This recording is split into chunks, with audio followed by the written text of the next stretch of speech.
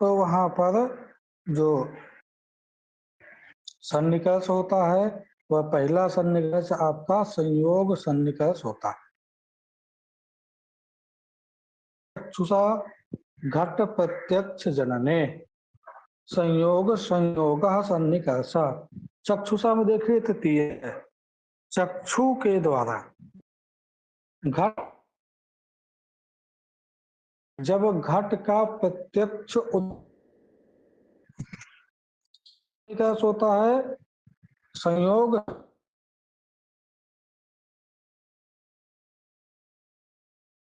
जब संयोग हो तब घट जो यह वस्तु है, अर्थ है, इसका प्रत्यक्ष होगा। ये पहला हो गया। इंद्रिय के द्वारा अथवा जाति न लें तो घट में कौन विद्यमान हो, चित्त कपि से कुछ न कुछ होगा। मान लीजिए घट में रक्त रूप विद्यमान है, उस रक्त रूप के, उस रक्त रूप को यदि हमको प्रत्यक्ष करना है तो कहते हैं कि घट रूप प्रत्यक्ष जनने। जब हम घट रूप का प्रत्यक्ष करते हैं तो संयुक्त समवाय सन्निकर्ष, संयुक्त समवाय सन्निकर्ष होता है। कल हम लोगों ने देखा था कि जब घट है उस घट में रूप विद्यमान, तो रूप क्या है, गुण है, घट क्या है, गुणी है। गुणिनों, जो गुण और गुणी के मध्य में कौन सन्निकर्ष होता है, गुण गुणी के मध्य में समवाय संबंध, सन्निकर्ष में समवाय संबंध होता है। अब समवाय संबंध है तो घट का प्रत्यक्ष पहले, चक्षुष का सन्निकर्ष संयोग पहले घट के साथ होगा, उस घट में समवाय संबंध से रूप विद्यमान है तो संयोग समवाय, तो संयोग को कहते हैं समवाय, अर्थात संयुक्त समवाय संबंध होगा जब घट गत रूप को हम प्रत्यक्ष करेंगे। तो देखिए वही लिखा हुआ है कि घट रूप प्रत्यक्ष जनने संयुक्त समवाय सन्निकर्ष चक्षु संयुक्त, यहाँ पे चक्षु का जिस घट के साथ संयोग हुआ उसी में रूपस्य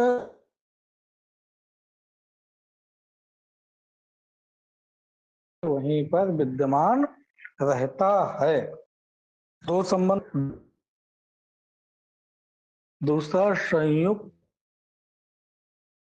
अब रूप में जाति रहेगी। एक नियम होता है कि जिसका जिस इंद्रिय के द्वारा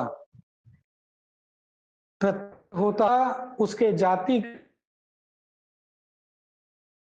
का प्रत्यक्ष यदि चक्षु इंद्रिय के द्वारा होगा तो जो रूपत्व जाति है उस जाति का प्रत्यक्ष भी चक्षु इंद्रिय के द्वारा होगा। रूप गुण है हुआ, उसमें रूपत्व जाति का प्रत्यक्ष भी चक्षु होगा। अब आगे देखते हैं रूपत्व प्रत्यक्ष है। जब हमको रूपत्व का प्रत्यक्ष युक्त समवेत सन्निकर्ष, संयुक्त समवेत समवाय सन्निकर्ष, इसे बनेगा तो देखे घटा रहे चक्षु संयुक्त घटे, चक्षु के साथ घट का संयोग होता है, उसी घट में कौन विद्यमान है, रूपम समवेतम, रूप जो है समवाय संबंध से विद्यमान है। तत् रूपत्व समवाय में भी रूप मान है। अतः जब हम रूपत्व सामान्य का, सामान्य पद से यहाँ हमको सामान्य अथवा जाति,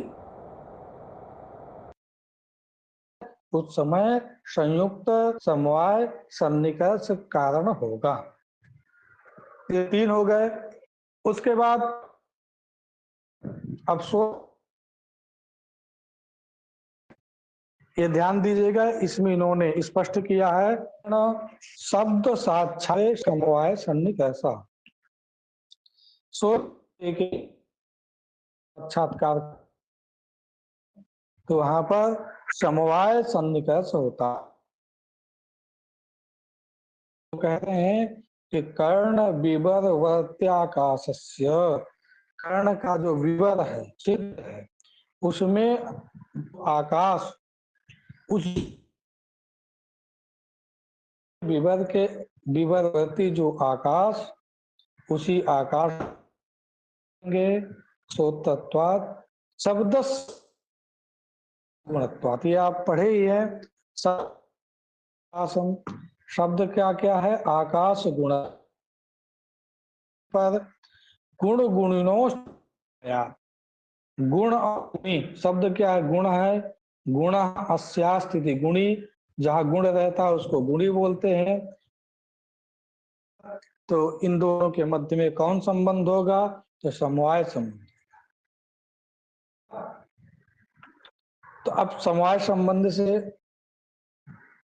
आकाश में शब्द विद्यमान है, तो शब्द विद्यमान है, अतः जब हम सोत इंद्रिय के द्वारा से करेंगे तो उसका जो सन्निकर्ष होगा वह है समवाय।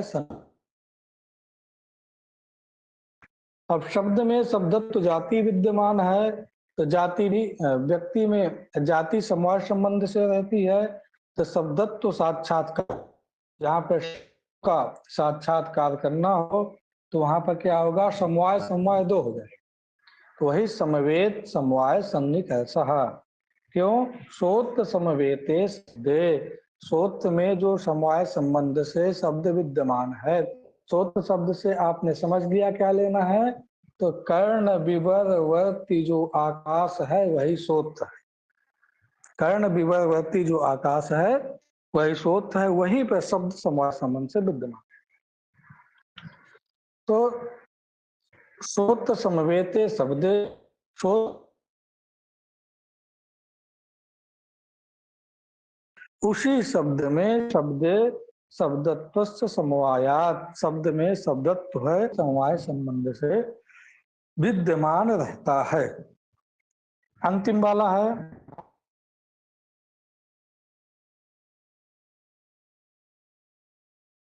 विशेषण विशेष भाव सन्निकर्ष। ये इतना केवल याद कर लौटा है। घटा भाव पर सन्निकर्ष।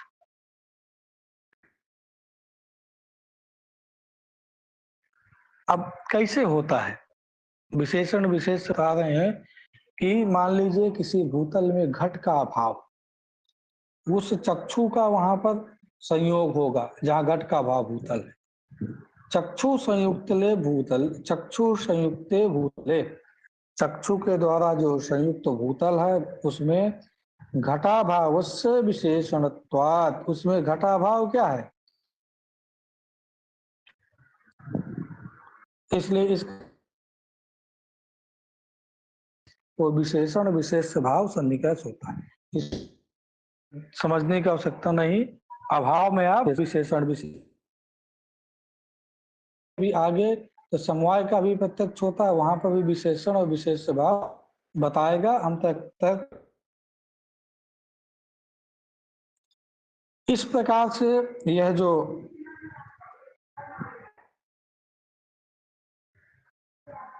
सन्निकर्ष सटक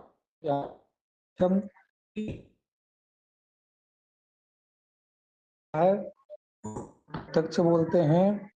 अब उसके बाद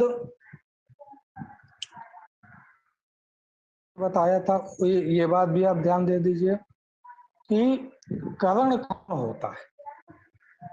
तो उसके लिए कहा था पार्वत्य सती कारणम कारणम करण, व्यापार वाला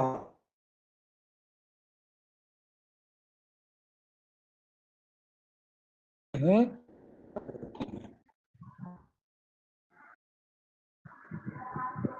इसके बाद अब यहाँ क्योंकि कारण रूप में तो बहुत विद्यमान है, कारण के विद्यमान होने पर भी उसमें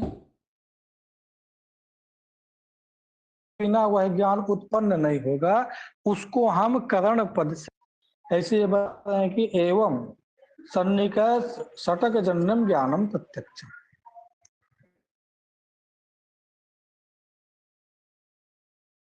तस्मात् इंद्रियम प्रमाणम, उसका जो करण होता है इंद्रिय होता है। जैसे मनुष्य है और घट भी विद्यमान है, मनुष्य भी विद्यमान है, लेकिन घट का प्रत्यक्ष कब होगा? आप लोग बताइए, घट का प्रत्यक्ष कब होगा? कोई मनुष्य विद्यमान है और मतलब जो ज्ञान करने वाला है वो विद्यमान है और उसका विषय विद्यमान है। दोनों के विद्यमान रहने पर क्या घट का प्रत्यक्ष हो जाएगा कि नहीं होगा? अथवा घट का प्रत्यक्ष कब होगा? बोलिए। तेज के माध्यम से होगा। किसके माध्यम से? तेज प्रकाश के माध्यम से। नहीं, वो तो प्रकाश भी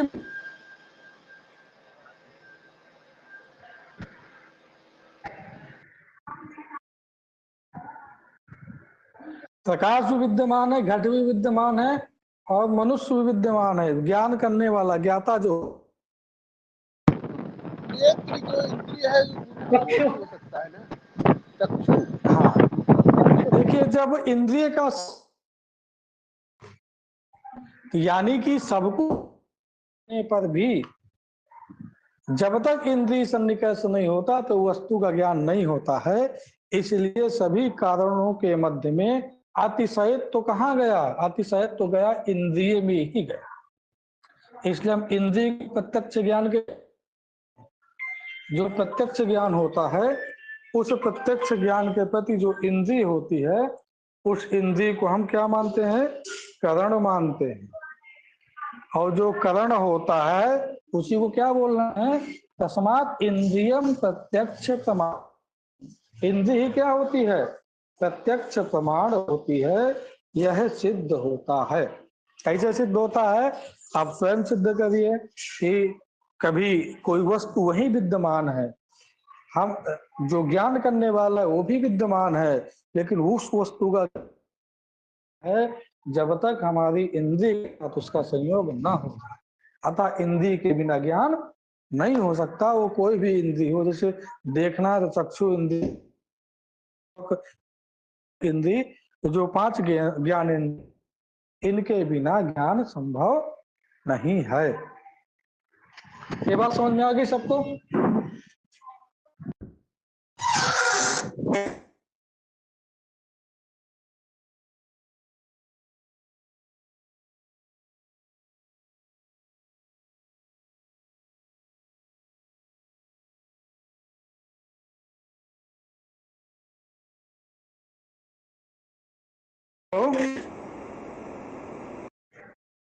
जी भैया।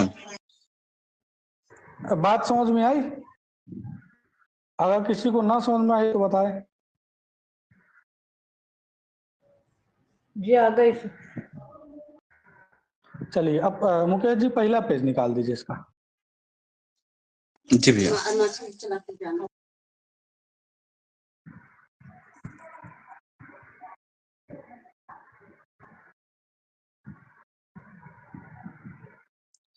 अब देखिए प्रत्येक खंड में वह है जो 7 पदार्थ द्रव्य, गुण, कर्म, सामान्य, विशेष, समवाय, इससे अतिरिक्त हमने कुछ भी नहीं देखा है। आप लोग अब जल्दी से माइक सब लोग ऑन कर लीजिए, बताते जाएगा द्रव्य कितने होते हैं। बोलिए। 9।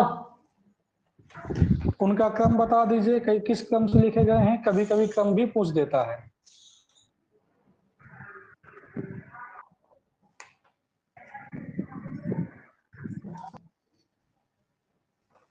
पृथ्वी, आप, तेज, वायु, आकाश, काल, देख, आत्मा।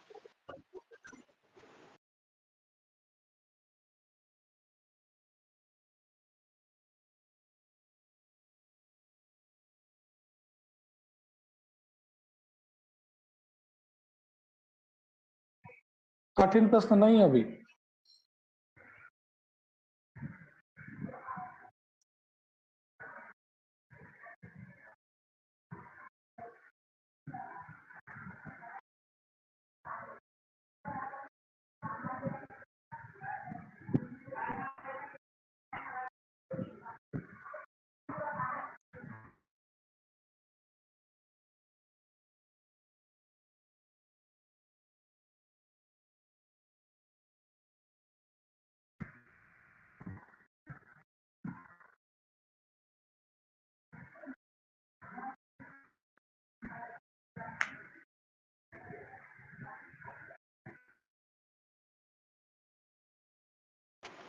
आवाज नहीं आ रही गुरु जी।